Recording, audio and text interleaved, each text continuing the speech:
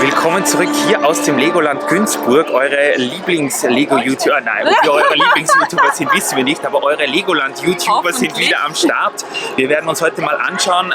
Es ist ein sehr belebter und geschäftiger Tag hier in Günzburg.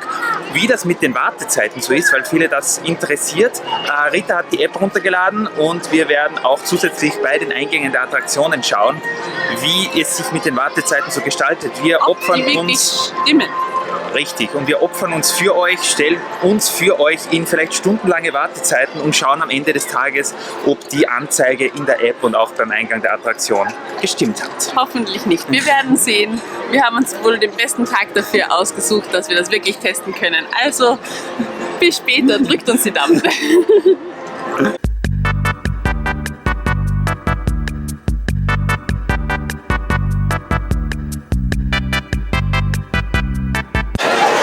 Was für ein Tag heute hier im Legoland Deutschland. Es ist um einiges mehr los, wenn ihr das sehen könnt, als bei unseren letzten Besuchen, was uns allerdings nicht daran hindert, hier einen tollen Tag zu verbringen. Rita ist schon wieder irgendwo beim Essen. Es ist heute so, dass die Wartezeiten teilweise jenseits der 60 Minuten sind. Deswegen sind wir noch nicht so viel gefahren wie sonst wo. Aber wir nehmen euch trotzdem gerne mit und zeigen euch ein paar Impressionen, während wir uns hier durchschummeln aus Günzburg. Hier ist übrigens Rita und sie wird gerade Pommes frites. Da oben ist gerade irgendwas mit diesem Tretmobil passiert. Ja, wir nehmen euch trotzdem mit und zeigen euch, was hier heute so los ist. Ob es viel Fahr-Action gibt, das weiß ich leider noch nicht. Da werden wir noch schauen. Aber wir werden trotzdem natürlich unser Bestes geben, euch hier einen kleinen Überblick zu geben. Es ist sogar diese Goldwaschstelle hier heute in Betrieb, wenn ich euch das zeigen darf. Moment, ich drehe schnell das Mikro. Und auch hier im Ritterbereich ist natürlich heute einiges los, was wir erwartet haben, denn heute ist in ganz Deutschland und übrigens auch Österreich und wahrscheinlich der Schweiz ein Feiertag. Und ich habe gerade gehört, hinter mir haben sich Leute beschwert, dass die Wartezeit von der großen Drachenachterbahn über eine Stunde ist. Ja, darauf müsst ihr euch einstellen, wenn ihr unsere vergangenen Videos gesehen habt aus dem Legoland. Da waren wir verwöhnt. Schaut auf jeden Fall, dass ihr eher unter der Woche hierher kommt, wobei Richtung Sommer das wahrscheinlich nicht mehr so viel Unterschied machen wird. Ja, ich schaue jetzt nur kurz, wie die Wartezeit hier bei dieser kleinen Bahn ist, bei der wir ja bis jetzt immer einen Walk-on hatten. Ich weiß nicht, ob ihr das lesen könnt. 56 Minuten, auch hier die Wartezeit. Dieses Mal war auch bei der Goldwaschstelle einiges los und unsere Empfehlung, wenn ihr nach Gold schöpft, vielleicht eher in den Ecken bzw. am Rand schöpfen, denn in der Mitte, ja, da schöpfen die meisten und da wird es dann schwierig, was zu finden. Es ist wieder soweit, es können wieder Fotos mit Olli dem Drachen gemacht werden. Ich bin begeistert. Das war jetzt lange nicht möglich. Sie sind manchmal durchgegangen, aber ja, eher mit Abstand. Und jetzt kann man sich quasi wieder hineinkuscheln in sein Feld. Ein Traum. Wir waren bei unserem Besuch natürlich auch in den Geschäften des Legolands. Allerdings gab es dort natürlich nur die Mai-Neuheiten und da haben wir schon ein paar Sets an der Vertigo gekauft. Aber im Minifiguren-Shop, da habe ich jetzt gar nicht reingefilmt, fällt mir gerade auf, war es so zum Bersten gefüllt, dass man sich, glaube ich, gar nicht mehr bewegen konnte. Deswegen haben wir auch bei unserem diesmaligen Besuch gar nichts gekauft dort. Es war auch bei diesen Flugzeugen und auch später, glaube ich, filme ich noch die Fahrschule so viel Zeit, was man hier dort sich anstellen musste. Unglaublich, dieses Legoland hier in Richtung Sommer. Und dann sind wir natürlich bei der Fabrik auch noch stehen geblieben. Es hat sich nicht wahnsinnig viel getan. Einige Teile sind leider schon ausverkauft, wie zum Beispiel die wunderbaren Blätter oder auch die Wasserrutschen.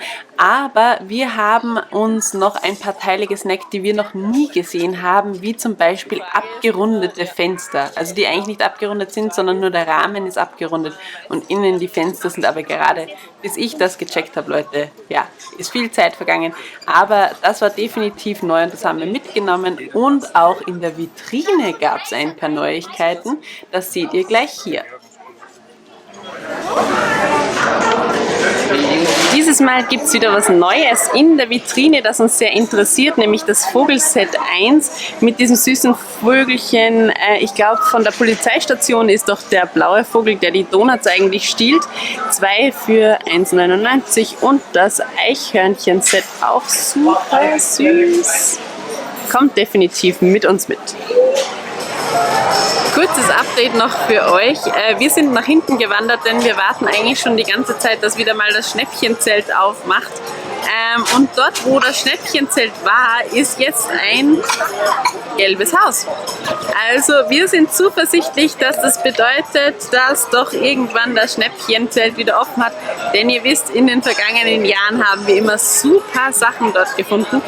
Also ich bin gespannt, wann das wieder aufmacht. Vielleicht beim nächsten Besuch, vielleicht auch nicht. Aber gut, wir warten ab und freuen uns schon mal. Heute ist definitiv etwas mehr los im Legoland. Falls es euch auch passiert wie uns, heute natürlich am Feiertag ist klar, dass da sehr viel los ist, dann nicht verzagen, denn die Wartezeiten sind zwar lang, aber es gibt so viele andere Sachen, die man hier erleben kann. Wie zum Beispiel im Duploland kann man sich abkühlen oder auch bei den anderen Fahrten gibt es immer irgendwas, wo Wasser gespritzt wird von außen, wo man sich quasi nicht anstellen muss. Oder ihr wandert durchs Miniland, schaut euch da alles Mögliche an. Also es gibt definitiv viele Alternativen. Und ja, jetzt hat auch noch unser Akku wieder mal den Geist aufgegeben. Sicher auch wegen der vielen Leute. Nein, Scherz, natürlich einfach so. Wir haben einfach schon sehr viel gefilmt. Übrigens, wir warten jetzt dann noch auf die Parade. Die ist jetzt dann um 4 Uhr. Es ist kurz nach 3, also da werden wir dann mal schauen, was da auf uns zukommt. Und ja, wie gesagt, es gibt so vieles anderes zu entdecken, also verzagt nicht und genießt einfach so den Park. Da gibt es immer wieder schöne Ecken, die auch wir entdecken, obwohl wir jetzt schon oft hier waren. Also bis später. Die Filmzeiten hier heute im Legoland. Wir haben Mythica, wir haben City, wir haben Ninjago. Können wir alles sehr empfehlen. Obwohl wir Mythica, glaube ich, selbst noch nie gesehen haben, was ein absoluter Fauxpas ist. Ah, hier ist Rita übrigens. Und sie stellt sich jetzt für uns zu diesem Power Ranger oder was auch immer das ist, der einmal Daumen nach oben gibt. Für euch natürlich und für Rita. Und ich weiß nicht, wo wir jetzt hingehen. Rita hat, wie gesagt, schon schön eingekauft. Wir werden sehen, wir warten auf jeden Fall, was noch passiert. Ich habe gehört, es findet heute noch eine Parade statt. Parade, wenn die hier durchzieht, werden wir uns die auf jeden Fall ansehen. Moment, ich gehe wie gesagt hier nicht so durch, weil ich mir die Kamera nicht kaputt machen möchte. Aber das sieht wieder nach jede Menge Normalität aus hier im Legoland. Und auch bei dem großen Rennen wird es eine kleine Warteschlange geben, denke ich. Folgen wir mal Rita zu, keine Ahnung wohin. Hoho. Also das, liebe Freunde, ich auch noch nie gesehen. Ist ein sehr schönes Modell. Ich glaube auch, dass hier bis jetzt zu war. Also wir waren jetzt schon öfter im Legoland, aber wir haben den Bereich hier noch nie gesehen. Wir haben einerseits hier, ich glaube in Originalgröße, einen Silberpfeil, der mega cool ist. Also das Lego-Set davon, besser gesagt das Lego-Technik-Set davon, würde ich gerne mal zusammenbauen. Das sieht verdammt cool aus. Hier mit dem Fahrer, der angeblich das Rennen verloren hat. Und hier auf der anderen Seite kann man ähnlich wie bei den Piraten, falls ihr es gesehen habt im letzten Video, mit der Kreditkarte bezahlen und dann hier eine Runde mit einem ferngesteuerten Auto fahren. Das machen wir vielleicht auch mal. Sieht auf jeden Fall sehr nett aus, aber ist natürlich lustiger, wenn hier mehr Leute fahren. Und hier ist jetzt gerade tote Hose, aber das ändert sich bestimmt demnächst noch. Eine Fahrt mit dem großen Rennen wäre bestimmt ein Highlight für Rita.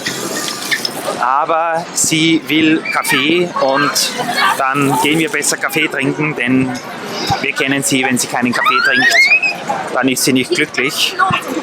Außerdem glaube ich, wenn die Leute bis hier draußen stehen, dann wird die Wartezeit auch nicht zu vernachlässigen sein. Schauen wir mal auf das Display. Ich muss noch ein bisschen weiter hingehen, damit ich das sehe. Ihr könnt es wahrscheinlich nicht lesen, aber es steht hier 23 Minuten Wartezeit, was jetzt mal gar nicht so schlimm wäre. Trotzdem glaube ich, dass wir hier jetzt für den Moment mal passen werden und uns das große Rennen mal nur von außen ansehen, da wir es ja schon ein paar Mal auch auf der Fahrt erlebt haben. Eine sehr schöne Achterbahn hier im Legoland Günzburg. Rita? Ich habe da was Cooles entdeckt. Da sind die verschiedenen Fahrten vom Legoland, glaube ich, abgebildet. Kann das sein? Sie haben auf jeden Fall immer wieder was Neues hier im Legoland zu bieten. Ist das, wann die jeweiligen Attraktionen eröffnet wurden? Das kann durchaus sein. Wir haben hier, also wie ihr seht, das Feriendorf kam 2008 dazu, möglich. Atlantis 2009, der Golfplatz 2010. So eine coole Idee. Bowling, ja. Mit den wie heißen die Mikrofiguren? Ja, wir bekommen ja jetzt demnächst mal Nanofiguren. Wir bekommen ja jetzt demnächst mal die Bowling Alley aus dem Bricklink-Programm. Hier seht ihr Rita im Ninjago Flyer. So cool. Das ist auch cool, dass der hier nachgebaut wurde. Dann einmal der Pharaonenpark, sorry. Lego Studios 2014, die gibt es aber hier in Günzburg, glaube ich, nicht. Da ist das nur das Set davon. Polizeistation. Und Architecture, Ninjago, das Piratenhotel, die Wüstenexkursion, auch eine sehr beliebte Fahrt bei allen Wetterlagen. Spinjitzu Spinner und Rebuild the World, was hier ganz in der Nähe zu sein scheint.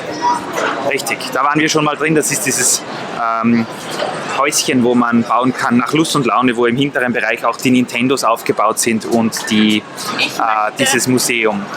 Ich hätte gern auch den Ninjago Flyer bei uns im Vergnügungspark. Ja, dann schau dir das nochmal genau an, dann bauen wir den nach.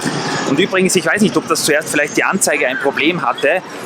Die Wartezeit für das große Lego-Rennen liegt jetzt bei 57 Minuten. Entweder habe ich zuerst schlecht gesehen oder die Anzeige war irgendwie kaputt. Also 1 Stunde Wartezeit beim großen Rennen.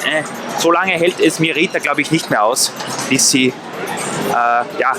fast verdurstet, weil sie keinen Kaffee trinkt.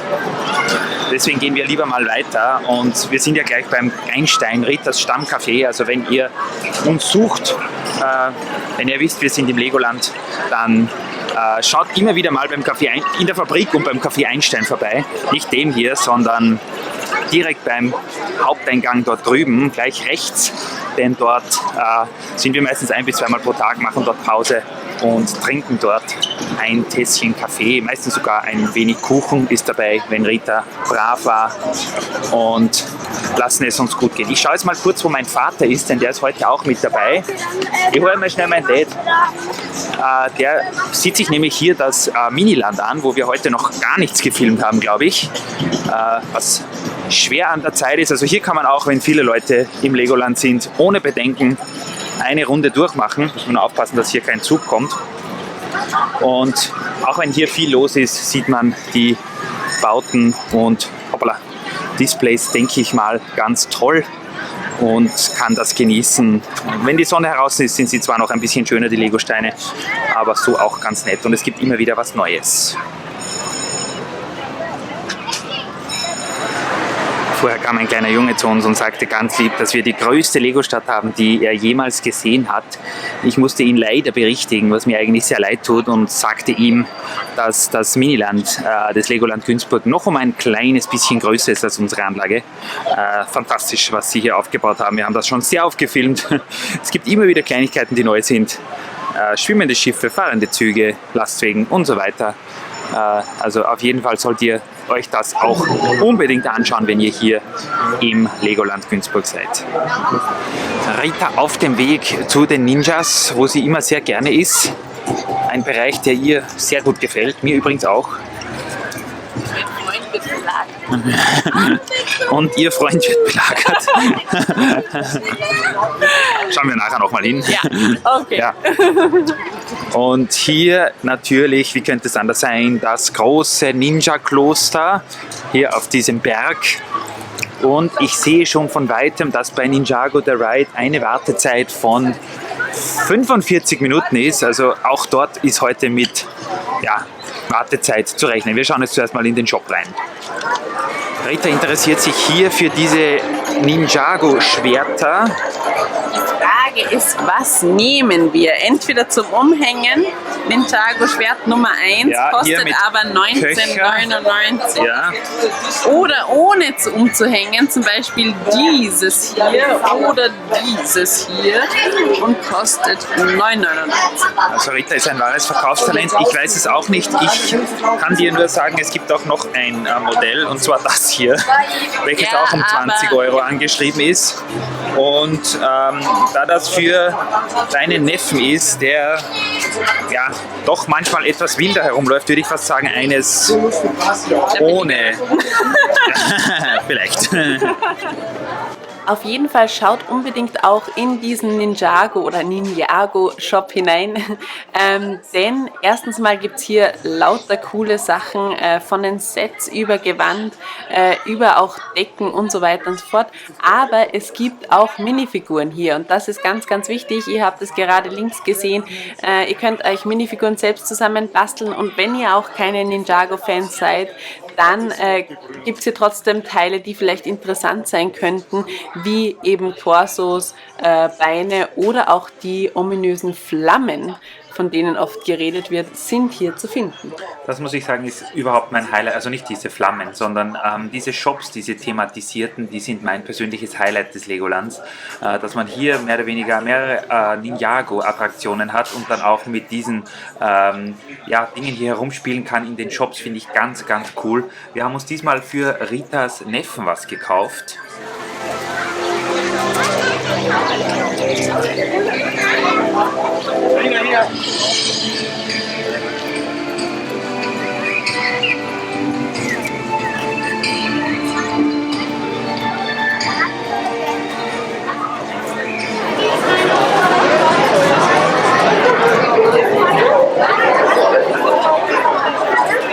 Es geht los in den Tempel und wir suchen den Pharao, oder wen suchen wir eigentlich? Mal schauen.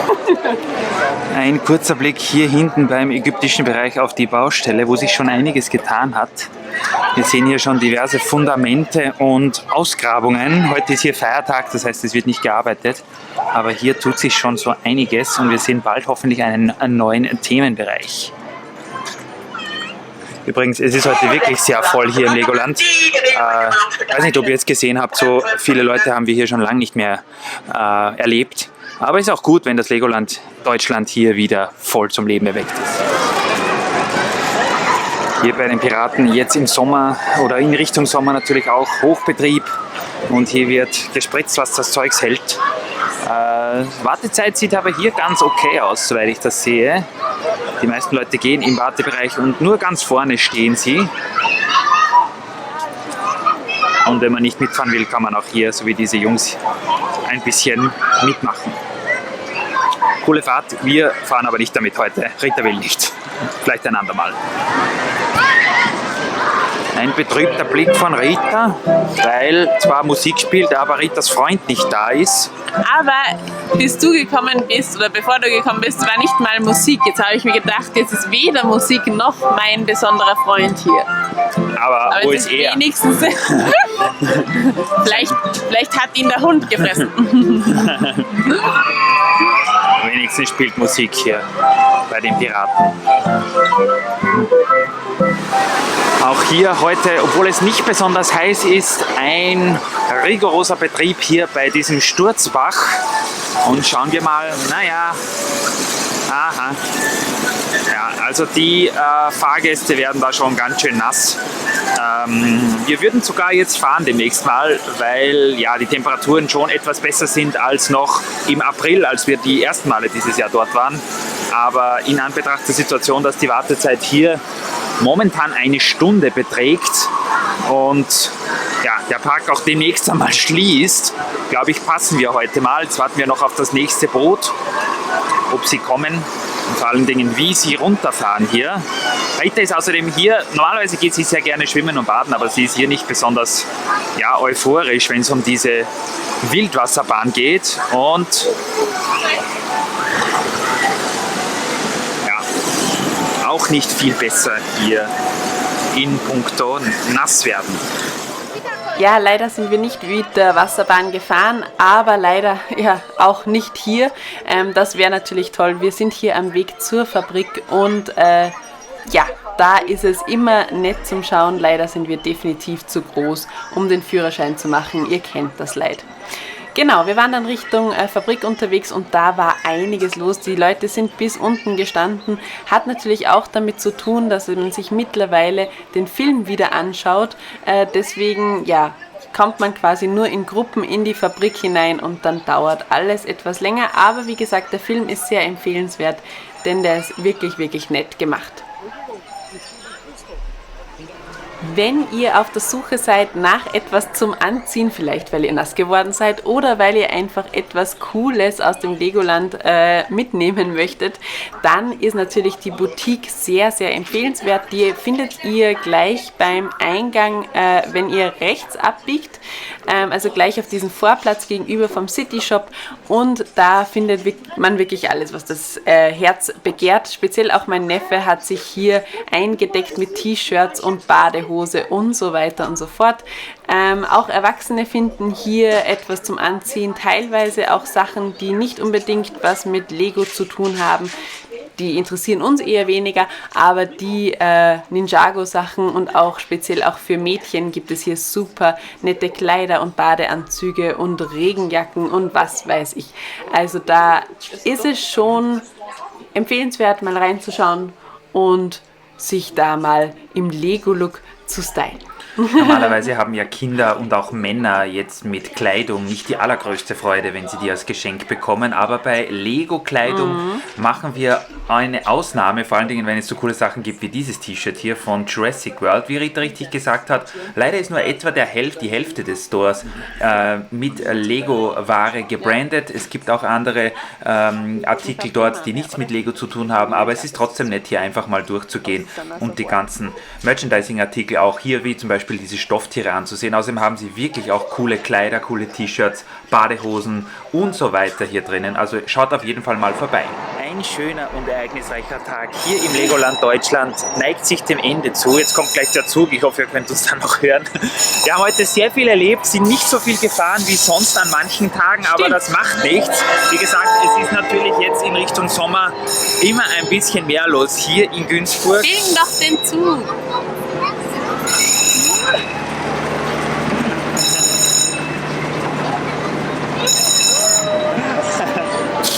Aber das hat unsere Stimmung natürlich ganz und gar nicht getrübt. Rita, was ist dein Fazit des Tages? Mein Fazit, ein wunderbarer Tag, den man natürlich wie immer im Miniland ausklingen lassen muss. Also es geht gar nicht anders. Ich finde es auch nett, dass uns so viele jetzt vom Zug so zugewunken haben und angegrinst. Sehr, sehr nett.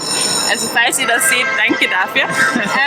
Und ja, wir machen es uns jetzt noch auf einem Bankerl gemütlich, auf einer Sitzbank, und dann werden wir noch vielleicht was trinken, vielleicht was Kleines essen und dann geht's zurück nach Hause, zufrieden und mit vollem Kopf.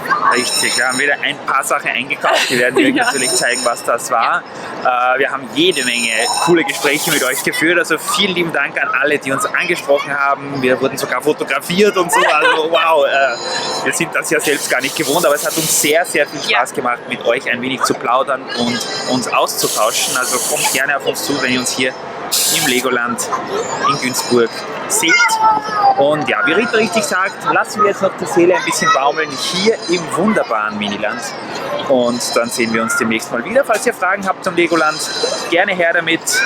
Wir werden auch demnächst sicher wieder mal hinfahren. Vielleicht sehen wir uns ja da. Und wenn ihr hier sein solltet, dann ganz viel Spaß, einen schönen Tag.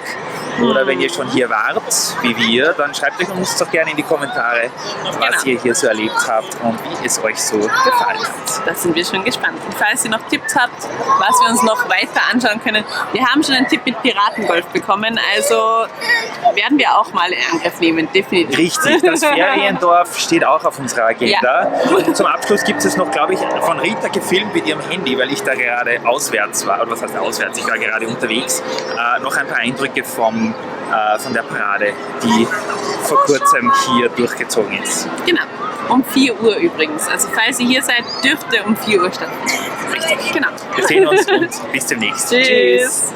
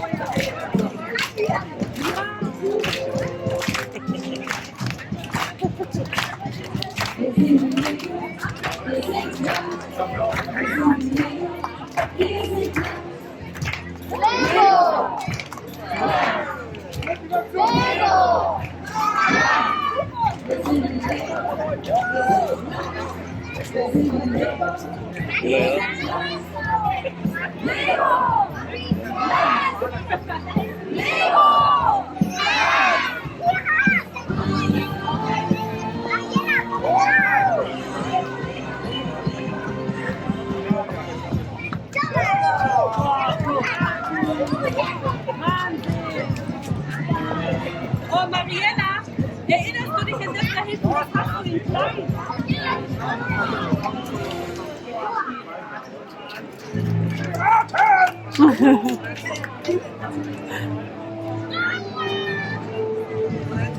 Weißt du, das hat doch Mariella gemacht.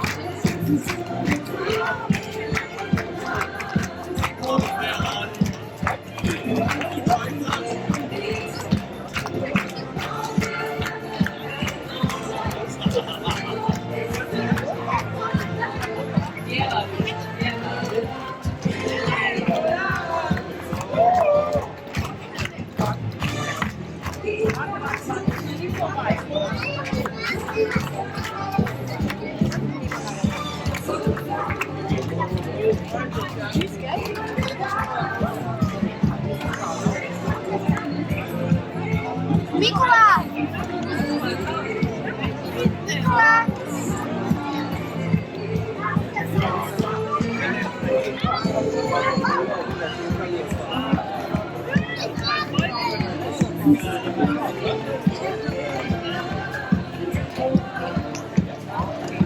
Das ist ja ein Alle gehen hinterher, jetzt sind die kleinen